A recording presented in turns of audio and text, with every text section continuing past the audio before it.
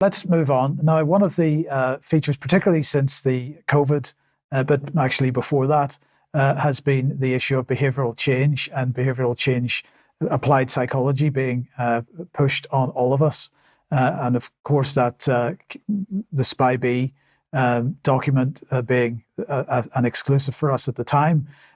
Public Contracts Scotland, I want to thank the viewer that sent this to me. Public Contracts Scotland has put this contract notification out because, of course, probably the original policy area where behavioural change was viewed as being important was energy efficiency. So this is a contract for the replacement of LED lights, street lighting in Scotland.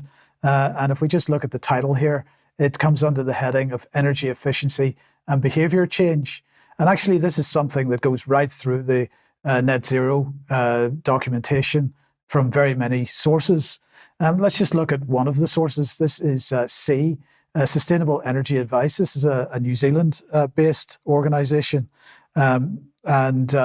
Let's just have a look at what they say about themselves. Since its inception in 2011, C has worked with the User-Centred Energy Systems, or Users TCP, by the International Energy Agency to lead the first global behaviour change research collaboration called Task 24 Behaviour Change in DSM. For this research, C collaborated with hundreds of behaviour change experts around the world to figure out how to best tackle such a complex and messy problem.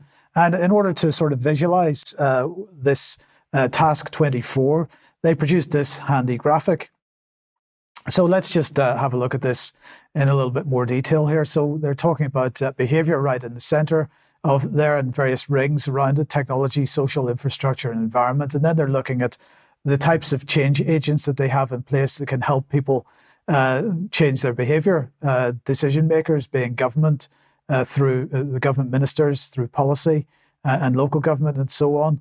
What else have we got here? We've got experts. Of course, they're used to help us change our behavior. We've got the media up at the top there. We've got industry. We've got investors, so banks and so on, because money is a good way to encourage people to change their behavior. We have other behavior changers, and this might include social media influencers, for example, but also healthcare workers, education, our school children, and so on. Then we have, of course, ourselves and the type of NGOs, but community NGOs, but also ourselves, our family and friends, because we obviously influence each other and we help each other change our behavior, hopefully in the way that the government wants, don't we? So let's bring this on screen just to give you an idea of the scale of this. So this is the Energy Institute, and they've published this page, Energy Insight, Energy Efficiency and Behavior Change. And they're looking at international behavioral change mechanisms through the United Nations, through the World Energy Council. We've got Europe listed through the European Commission Directorate General Energy and the European Environment Agency. We've got the UK government through its Department of Energy and Climate Change. And that includes, of course, the Behavioural Insights team that we've mentioned so many times. We have, smart meters derogation guidance. We'll talk about smart meters in a second.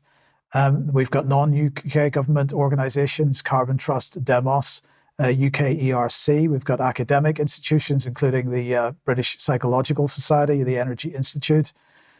We've also got Stanford University, Ethos. Then we've got energy company initiatives from British Gas and E.ON in particular, other organisations, including RAC, and then other countries. But this was what struck me over Christmas. I happened to catch a couple of advertisements. For half-price electricity, we can catch up on our chores if you're a British Gas customer. We can cook our Sunday roast and so on. But the question is then, who takes part?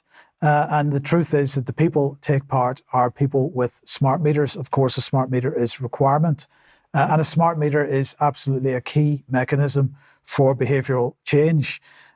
So this advertisement going on televisions across the UK over Christmas, because that is an absolutely key part of the whole climate change net zero agenda, is how we actually encourage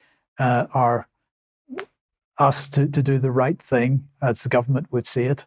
And that is something that we have been really wanting to encourage everybody to think about just how much your behavior is being influenced. Remember, the Mindspace document says you won't realize it's being done.